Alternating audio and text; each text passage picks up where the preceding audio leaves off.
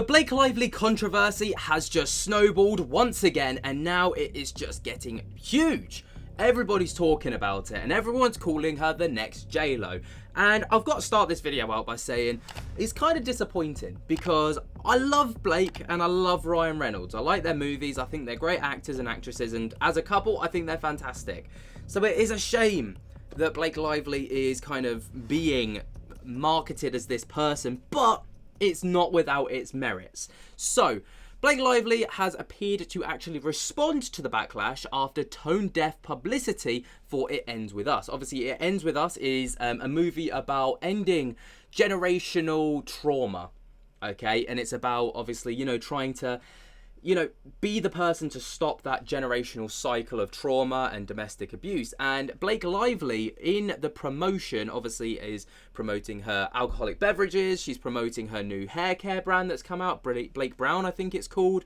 And everyone's calling it tone deaf because actually the sentiment of the movie is very serious. There's a lot of people that go through domestic violence in the US and across the globe. And instead of, highlighting that, she's using it as an opportunity to better her own personal brands.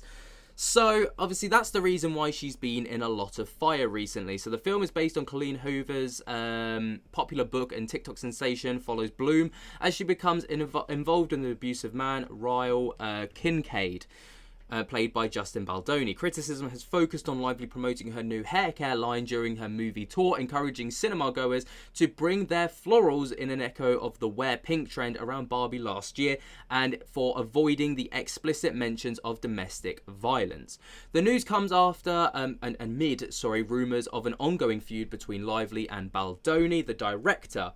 Now, obviously, I covered a lot of this in yesterday's video, so if you haven't seen that, go over there and check it out. But just in summary, Blake Lively kind of overshadowed Baldoni at a lot of points, even getting Ryan Reynolds in to come and rewrite one of the scenes and getting her own editing team to come and re-edit the movie. So it wasn't exactly a great look, and, there was a lot of tension between the two, apparently.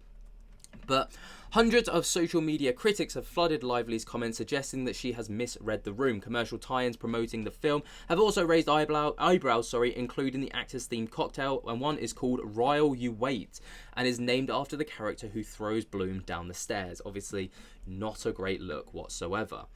Following the criticism, Lively shared a message on her Instagram story on Tuesday the 13th of August, and we're going to talk about that in just a moment. But obviously, it's not uncommon for Blake Lively to use a trending topic to promote her brand. It's a very influencer-based thing to do.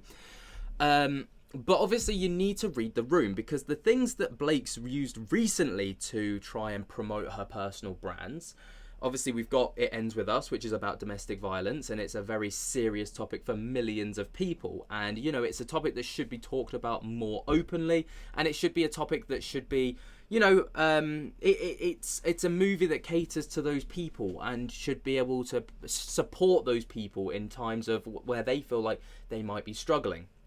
But instead, Blake's obviously used it to promote her personal brands, instead of using it as the opportunity that it should to kind of highlight a very serious topic. And the last time she did this was, of course, at the start of the year when Blake Lively was promoting her new alcoholic beverage line, and basically used the Kate Middleton, Princess of Wales Kate Middleton, disappearance and, going missing kind of scandal to promote the brand as well. So she said, obviously that was that whole time. So the Princess of Wales went in for abdominal surgery at the start of the year, and then after that no one ever saw her. There was photos going around of all of it and people saying that it wasn't her and all the rest of it, and Blake used that in her Instagram to try and promote it, and then it was an absolute horror show. And then moments later, Kate Middleton posted a video on Twitter which basically, it did state that she's been diagnosed with cancer, and obviously it was an oh shit moment for Blake Lively, who did apologise for it, fair play, but at the same time it just wasn't a great look. So on Blake Lively's Instagram post, she states, 1 in 4 women aged 18 or older in the US alone have been the victim of severe physical violence by an intimate partner in their lifetime. Intimate partner violence affects all genders, including more than 12 million people every year in the United States.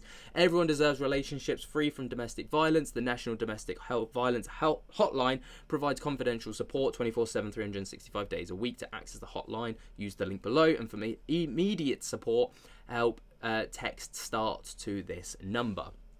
But this seems like a prevention over, or like a cure over prevention kind of thing, where, you know, she's had backlash and she's like, yeah, actually I probably should highlight this and try and like signpost some support somewhere. So she just posts it to her Instagram page, and people are like, well, it's not exactly a great look. And someone has put up a little compilation video over on X of Baldoni talking about and in his promotion of the movie compared to Blake Lively's promotion of the movie, and just the way that they talk is obviously very, very different. Take a little listen to this. What comes to mind isn't so much about the work that went into it, but about the why behind it. If a Lily Bloom in real life can sit in this theater and maybe make a different choice for herself than was made for her, maybe she sees herself on that screen and chooses something different for herself, that's why I made the movie. What's your childhood dream? To wear Britney Spears' Versace dress. Obviously, straight off the bat, we can see a very different, correlation between the two. The one thing you want people to take away from this project, what would you say? Hope. And that everybody has the ability to end a cycle that they didn't ask for.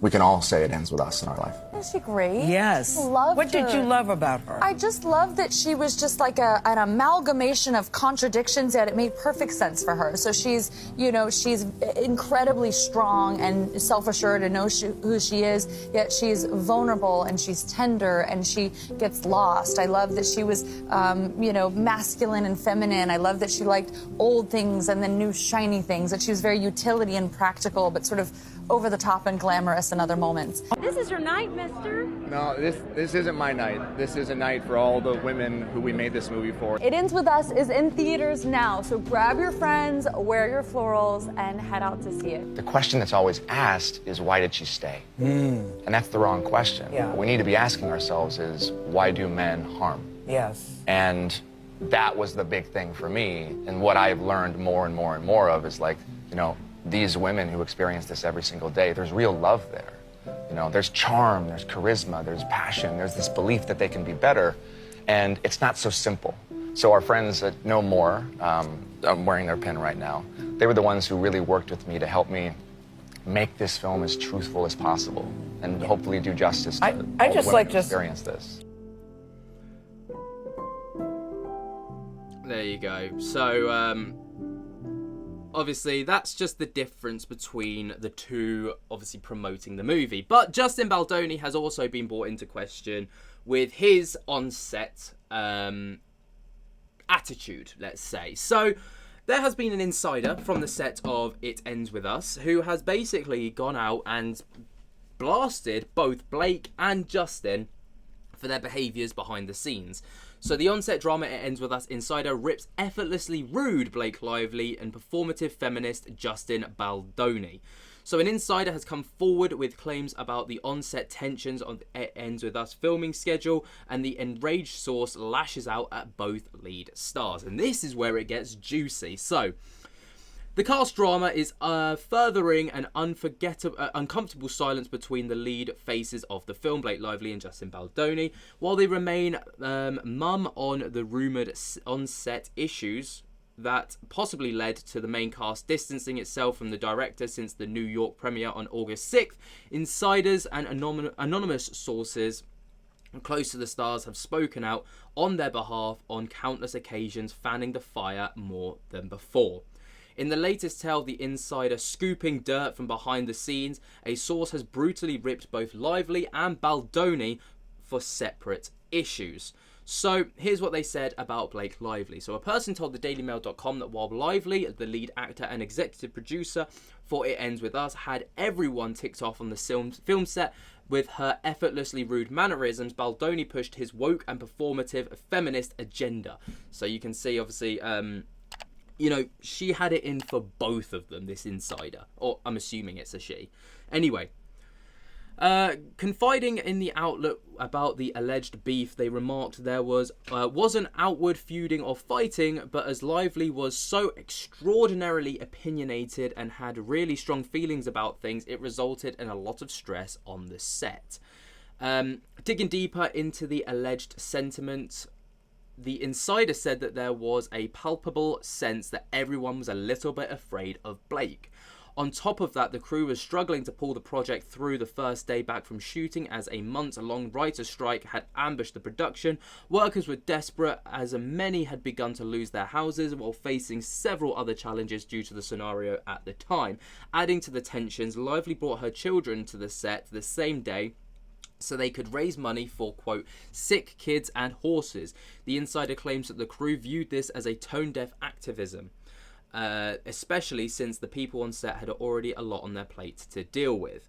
There's nothing bad about having your kids be a part of your workplace or having your kids be interested in activism, but it's hard to not have it feel insulting and performative.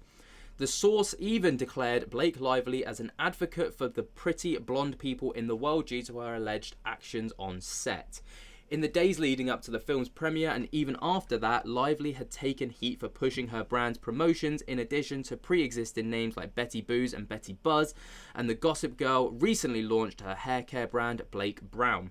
Its debut aligned with its ends with her schedule, so fans have called her out for strategically opting for the marketing move to bolster her personal benefits.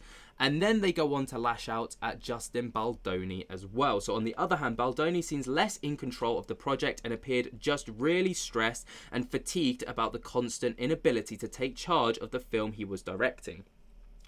The insider alleged that it seemed to have affected the actor/director's morale, as well as whenever he'd asked about something, he'd be like, well, just ask Blake.